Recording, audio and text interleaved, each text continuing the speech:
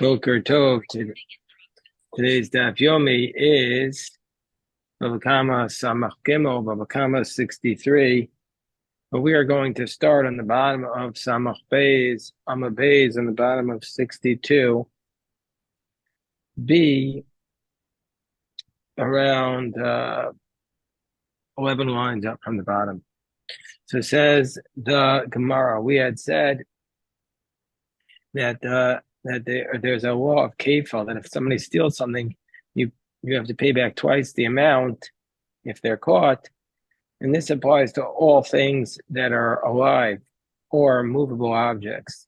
The Gemara says, how do we know that the law of kefil applies to all of these areas? Not immediately to Tana Rabbanan, based on the verse, I'll call the Var Pesha. It says in the pasuk in Shemos that you're responsible for any wrong. That's a general rule. Al shor, al chamor, al sev, al salma. It says for an ox, for a donkey, for a lamb, for clothing. Those are specifics. Al kol avida. And then it says, again, for every lost object, chazar ukwal. It goes back and gives a general rule. Kwal uprat ukwal. And general followed by specific followed general. We say it includes in its category anything that's similar to the specific. Just like the specific thing is something that is movable and it itself is money. So anything that can be moved and in itself is monetary value. It comes to exclude real estate because this is not a movable object, so you don't pay double for taking real estate. Yatsu avadim and exclude slaves. Shehuk shuluk karkalos. Slaves are comparable to real estate. Yatsu shtaros, it excludes a contract. Shafalpisha metalton, even though they themselves are movable. Ein gufan mamon. They themselves, the contract it itself is not money. In the sense that it's just a proof for money, but the contract itself is not money. Yatza hektish comes to exclude hektish, which is temple property, because re'eu ksiv. It says in the pasuk Yishalem shnayim re'eu to your friend, and that is the temple is not your friend. Now ima prat mefurash davar shenevelos ometame b'magamas. Well, maybe this specific, it refers to something, those animals are something which their carcass, when they're dead, transmits tuma by touching or carrying. So therefore, that applies. So maybe it only refers to those types of animals. But birds, which are tame by swallowing, not by touching or carrying them, maybe you wouldn't pay double for taking a bird. And the Gemara says, could we really say this? Clothing is written, and clothing is also not matame by touching or carrying. So the Gemara says, no, we're talking about referring to animals. Maybe by living animals, even by chayim, maybe by animals, it's only davar shenavasa matame b'maga b'masa. In davar shenavasa matame masa lo. Maybe animals, that's where we're saying that it only refers to that category where it's tummy by touching or carrying. On the top of Samach Gimel Amid Aleph, Kol Chad V'Chad Klau Prat B'Apei Navshei. Because each one of these categories, since they're all specifics, maybe they're coming to teach us something specific to it. But it would come in to exclude the birds. Gemara says, well, if that would be your case, Chad Prata, it would have only written about one animal. Why does it have to say? Why does it have to say all three animals? And the Gemara says, on which one of these animals would the Torah have written? Because the Rahman Ashur, if it had written ox, maybe Karavel Gamis Be'ach Shane Karavel Gamis Be'ach. I might have thought that the concept of double and kefil only applies to an animal that can be brought on the altar as an offering, like the ox. Because Rahman Achamor, and if the Torah wrote a donkey, I might have said Kaddish Bechora in Shane Kaddish Bechora. Well, the donkey has the unique status that its firstborn animal is sanctified. So therefore, I might have thought it only applies to that type of animal. So so the Torah could have written an ox and a donkey, selamui. So why is the lamb written? Shmaminole suye ofos. It's coming to tell us that it includes birds in the category of paying kafel. Gemara says ve'emo asuye ofos, or maybe it only includes the kosher birds. Dumya deseh. Maybe it's only referring to kosher birds like a lamb. So the Gemara, and therefore those types of kosher birds maybe only applies to kosher birds because they are even mitame. They will even make the clothing tame when you swallow them. Although ofos tamam, but non-kosher birds, the leisbu tama. I might have said it doesn't. That kosher birds, if you steal a non-kosher bird, you don't have to pay double because those animals don't transmit the tumah when you swallow them. So the Gemara says no, kol ribuyahi, because it says in the verse, I'll call devar pasha. So the word kol is coming to include it's an enhancement, so it's coming to include then even the non-kosher bird. So the Gemara says v'kol hefat the kasav. Kol ribuyahu. So the Gemara challenges this. Anytime it says the word kol, is it coming to include something? Magabe meiser, but with respect to the laws of meiser sheni, nilsev kol, it says with respect to the idea that you pay, of what you could use your money on, if your money is meiser sheni money when you go to Jerusalem, it says the word kol. And there we don't say it's a ribuya. There we say it's mikadarshina like the kol prat. There we say it's a kol prat, the Tanya. We learned in the Brisa,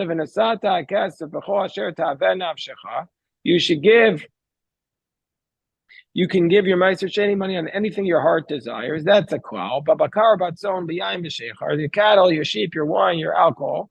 That's a prat. That's a specific. V'chol asher tishalcha nafshecha. Whatever your soul wants. That's chazar uklal. Klal prat klal. Yatada el ikana prat. And the Brisa says that's a klal prat klal. And that's coming to tell us, ma prat mefurish primi pri. Just like the prat, those categories are something that's a fruit that comes from a fruit, meaning to say that it's born from something. To exclude, Rashi says water and salt and mushrooms. And also it's vigidule karka, it grows from the ground. Rashi says to exclude fish. Afkol primi pri vigidule karka. So therefore, that goes anything that is primi pri and gidule karka. So there we see by case of Meiser Sheni, the word kol is teaching us a kol protocol, not a ribuye. So how can you say here it's ribuye? So the Gemara says, well, no, by the case of Meiser Sheni, it's bakol. Amri bakol, the word bakol is a kloa. Kol, but when it says the word kol, that's a ribuyahu. Or alternatively, bayasema kol kloahu. The word kol is indeed a general kol protocol. Miu kol da hacha, but in this specific case, by the verse in Shemos, we're going to say it's a ribuyahu. In this case, it's a riboy. Why? Milchte ksiv meikara klal. Since if from the outset in the earlier verse that it said a klal prat klal, d'chsiv ki yitain isharei, because it says if you give money to your friend, that's a klal. Kesef o kelim, money or utensils, that's a prat. L'shmor, to watch, that's another hadar klal. So therefore, we had already a klal prat klal talking to us about geneva. V'isa kedaitach. Hi, I'll call Davar Pasha Nami L'Klal Pratu Da'asa. And if you're going to say that this verse, I'll call Davar Pasha, is also teaching us this principle of Klal Prat, if that would be the case, Nichtov Rachmana Lahani Prat, Gabe Hayach. It should have said these specifics of Shor Chamor says Salma by the earlier case of the Shomer. Klal Prat, Gabe Hayach Klal Prat. I'll call Davar Pasha Lamli. So why do we need to have these specifics and a Klal Prat to Klal written by I'll call Davar Pasha? Shmamina, so we see from here that the second case is not a klal, but it is a ribuyahu. It's an enhancement. Well, it's adding on the fact that it even applies to non-kosher birds. So the Gemara says the law of Kleifel. So hasha da amris kol ribuya. Now that we've established that kol is a ribuy, kol hani prati lamuli. So if that's the case, why do we have all these specifics by the case of called of our pasha? Why do we have Shor, Chamor, Sen, Salma? Kohani Prati Lamli. The Gemara says, Chadal Miyute Karka. One's to exclude real estate that you don't pay kefil. Chadal Miyute Avadim, you don't pay kefil for slaves. Chadal Miyute Stars, you don't pay kefil on a contract. And Salma Lamiyute Davar Sheinu Mesuyam. And Salma, Rashi says to include if you steal something that doesn't have a simon on it, that if there's no sign on it, you're exempt from paying kefil. Tosfos says, why should that even matter? The Tosfos says, no, it means something that it doesn't have a specific measure, like a half, like let's say you drink somebody's drink and you don't know exactly how much is in it. And what is the word Al Kol Aveda coming to exclude? Because here, the first time we had a limud, excuse me, we had said that that was the klal, but now we're saying it's a reboy. So what is it coming to teach us? What's it excluding? Well, that's excluding like Rabbi Chiya bar Abba, Rabbi Chiya bar Abba, Rabbi Yochanan. And here the Mishnah, the Gemara is teaching us Chiddush, it's teaching us something law, a new law that we're learning from the Torah, that let's say a person finds a lost object and he says, it was stolen from me. So he makes the claim that it was stolen. And then it turns out that it wasn't stolen. He was lying. So Misham Teshlum Kefil. Then he has to pay double the amount on top of Samach Kimom Beis. Shenemar Al Kol Aveda Asher Yomar. Because there we're going to say Al Kol Aveda Asher Yomar. And that's what the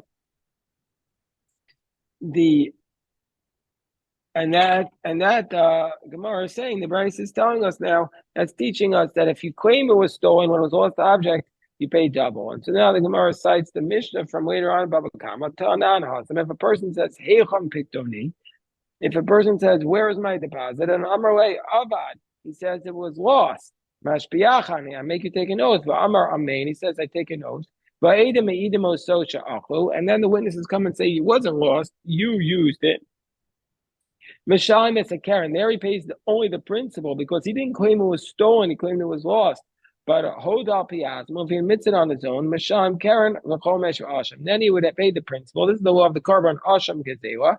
He would pay back the principal plus an extra fifth, and plus he'd have to bring a carbon. But if he says, Heicham Piktoni, if somebody says to him, where's my deposit? And he says, Nignav, he says it was stolen, Mashbiachani, I make you take an oath, but Amar Main, when they testify it was stolen, then under those circumstances, Mishalim Tashlume Kefal. Then, since he claims it was stolen by a deposit, then he pays double the amount. This is Toin Tanas Ganav by a Pikadon.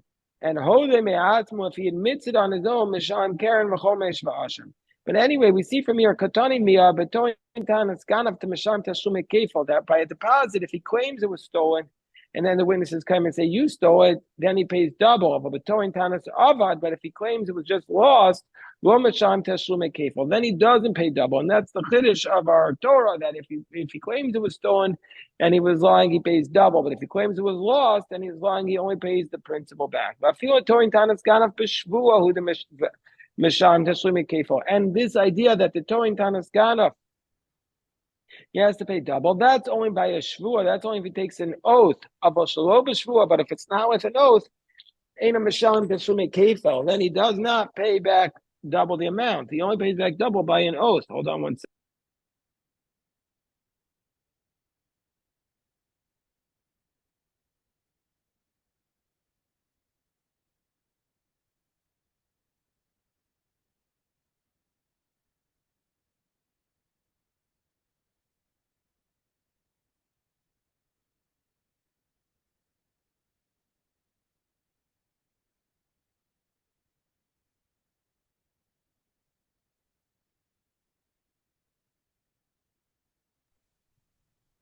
Okay, so we see that this idea that if he's towing Tanas Ganaf, he pays double. That's only if he took an oath and claimed that it was stolen. But if he didn't do it under oath, he wouldn't pay the double. Minani Mili, what's the source for this idea that he only pays? What's the source for this idea that he only pays double if it's an oath? If he did it under oath, Tanarabanan im. It said because it's based upon the fact that the pasuk says, if he finds the ganaf, that's betoin tanas ganaf a custom medaber. That's a case where he claimed it was stolen. Atomer betoin tanas ganaf or eno el beganaf hatzmo. Now, why do you say it was by the person he claims it was ganaf? Maybe it's this pasuk is referring to a case where he himself stole it, where there's somebody himself stole it. So the Gemara says, when the next pasuk says, if you will not find the thief, so that's referring to the fact Hare toin tanas ganaf amor. So that's a case, means to say there was no thief. So that's a case of toin tanas ganaf. Amani mekayim mimatzi ganaf. Beganav atzma kosim medaber. So therefore, the first pasuk is referring to where somebody himself, where it was stolen, and the second case, excuse me, I skipped. The two prices are right next to each other. My eyes skipped. I went on to the second. Let me start again. So what's our source for this idea? Minohani mili. What is our source? What's our source for this idea for all of these laws? So the Gemara says, the Gemara is going to cite two prices. The Tana Rabban, the first price, it says in Mimotzi Aganav, if you find the thief, that's not talking about a case where somebody stole it, but that's talking about a case of towing Tanas Ganaf, that's talking about a case where the person claims it was stolen. Well, how do you know it's where he claimed it was stolen? Maybe it was where the thief himself took it. When the pasuk says, if you will not find the thief, that is betoing tanas ganaf hakosim medaber. So we see from here that both psukim are referring to toing tanas ganaf. Whereas the other brayso says, that's beganav atzma hakosim medaber, and that's where somebody stole it. I told him beganav atzma we'ain't all betoing tanas ganaf. Or maybe it's where he claims it was stolen. So the second pasuk is talking about a case of toing tanas ganaf. Amani mekayim matzei ganaf, beganav atzma hakosim medaber. So there are two psukim. There are two psukim and two brises. The first brise says that the first pasuk is referring to where somebody stole it, and the second brise is referring that both psukim are referring to a case where the person who has it in his possession claimed it was stolen, and he himself stole. He pays it double. That's towing tanas ganaf. Whereas the second brise says the first pasuk is referring to where it was actually stolen, and the second pasuk is referring to where he claims it was stolen. But the kui alma miyasim aganav betoing tanas ganaf stiv. But everybody, both prices are in the position that the second pasuk where it says, if you do not find the thief, you have to pay back double that, and you claim is referring to a case of towing tanas ganaf where he claims it was stolen. My mashma. How is that inferred from the verse? So it says, Rava, in William say Kamasha Amar. It means if you don't find it like he claimed, but he himself stole it, and then he pays double. And how do we know that it's only if he made this claim under oath? That he comes to the court. Now, why is he coming to the court? He's coming to the court for an oath. I told him He's coming to the court for an oath. Or maybe he's only coming to the court for litigation. And the Gemara says, no, Nemer Shlichus Yad Al-Mal. It says in the verse above, it says this idea of Shlichus Yad, that's meaning to say that somebody who is a hired worker and he misuses it's referring to a shomer sachar, and he has to take an oath that he didn't abduct his property. And also in the passage before this, it talks about a shomer chinam, and it says that he comes to the court and says he didn't misuse the property. And we say mala'alam b'shvua, just like by a shomer chinam, he takes an oath. Just like by a shomer sachar has to take an oath, so too by a shomer chinam after shvua. So he has to take an oath. The Gemara says, makes sense according to the second brisa, which says one pasuk is referring to where it was actually stolen, and one is where he claims it was stolen. I know they'll say Trey Cry. That's why there's two psukim. One is they're referring to two different scenarios. But according to the one that says that they're both referring to where the person claims it was stolen. Trey cry normally. Why do we need two verses? So the Gemara says, one is to say that you don't pay if you claim, you don't pay double if you claim it was lost, and then it turns out you stole it. Then you just pay. Then you just pay the principal. So the one who says that they're referring to two different scenarios, so he doesn't have a free verse to say it excludes the case where you claim it was stolen. So therefore, if that's the case, tanas other minole. How do we know that if he claims it was lost and was really stolen, he doesn't pay double? Miganav haganav, because it says haganav, it could have said ganav. According to the one that says that they're both by Taina, where he claims it was stolen. The Miole Toin Tanas of it. So Ganav Aganav my Darsh. But what does the other one do with the Ganav Aganav? Amrachom like Rabbi Kibar Abba learned like Rabbi Kibar Abba in the name of Rabbi Yochanan, Rabbi Kibar Abba, Rabbi Yochanan, the Toin Tanas Ganav.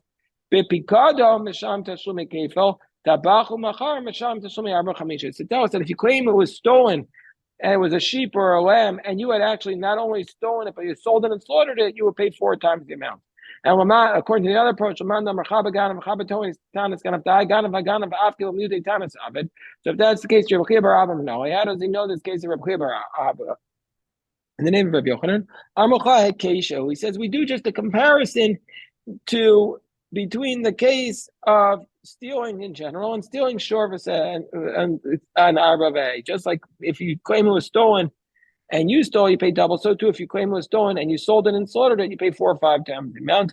And we can't challenge this sekish. This sekish is strong, and we do not challenge it.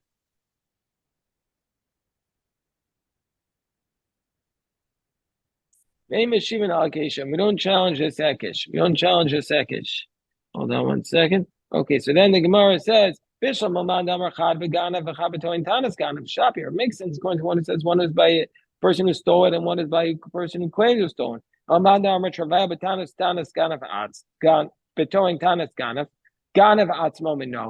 according to the one who says that it's just a case where you claim it was that both psukim refer to where you claim it was stolen, but not that you actually stole it. How do we know if somebody actually stole an object, he pays double? If we say, well, we'll derive it from a kavachomer. If we'll derive from a kavachomer from somebody who claims it was stolen, if you claim it was stolen, you have to pay, and it turns out that you stole, you pay double. For sure, if you actually stole, you pay double. We have a principle. You can't learn out more from the source of the Kavachomer than the actual Kavachomer.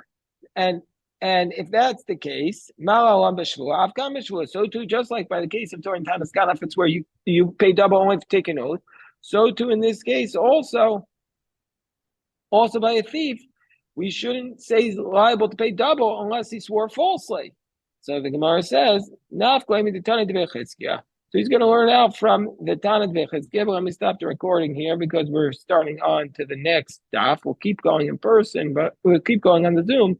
But this is the recording for Samach Gimel.